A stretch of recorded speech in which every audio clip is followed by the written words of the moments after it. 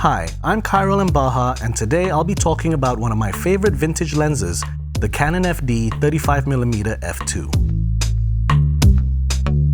The first set of vintage lenses that I built up were Canon FDs. I already had a 50mm 1.4 lying around on a Canon AE1, which was the first vintage lens I ever attached on a mirrorless digital camera. But when I decided to build up a full set of FDs, one of the main lenses I wanted to get was the 35mm f2. Out of my whole set of Canon FDs, the 35mm is probably the priciest, with the 85mm f1.8 coming up right behind it, which is also a very awesome lens, but we'll save that for another video. However, I only say it's the priciest in relation to my other Canon FD lenses. The 35mm f2 is actually quite affordable, and you get a lot of bang for your buck. Now, I'm a big fan of the 35mm lens look on a full-frame camera. To me, it's the most handiest lens size because it's a very multi-purpose lens.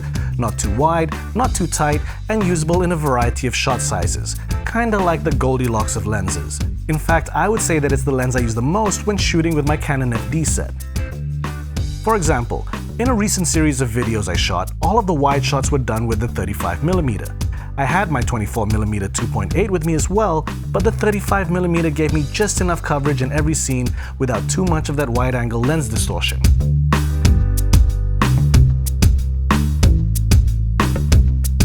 In a number of scenes in Gavin Yap's award-winning short film, The Man Who Lost His Love But Brought It Back with a Packet of Duck Rice, I know, long title, I used the lens a lot for medium shots of the main character, and in this scene in particular, we only used the 35mm for every shot.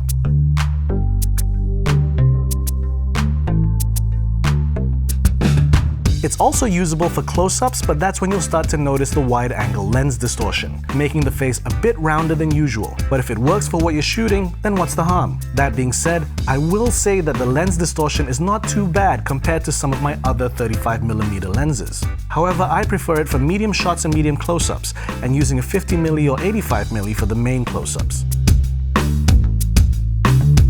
I also like it a lot for handheld shots because there's a less noticeable camera shake compared to going handheld on a 50mm or higher. At f2, it's a reasonably fast lens and I've not had any issues shooting with it wide open. The bokeh is quite pleasant and the colors have that nice warm Canon look that's common with their glass. The 35mm lens size is also one of my favorites for photography, and shooting pics with this lens gets very nice results as well. On an APS-C sensor, the lens is equivalent to a full-frame 50mm, another handy frame size for a variety of shots. Unfortunately, I don't have much footage of this lens on an APS-C sensor apart from when I was testing it out with my DIY anamorphic bokeh filter on the SONY FS100. However, I have also used it with my Blackmagic Pocket Cinema camera. With the 3x crop sensor of the BMPCC, the lens works very well as a close-up lens, equivalent to a 105mm lens. Paired together with a focal reducer, however, and you get a lot more coverage, making it somewhere between a 75mm to 80mm lens. I have also used this lens as the taking lens for my SLR Magic Anamorphic 1.33x adapter when I'm using APS-C cameras like my Sony FS100, and it works really well. I also discovered if I use my focal reducer with it, I can still use the Anamorphic with a tiny bit of vignetting to give me a 40mm equivalent lens.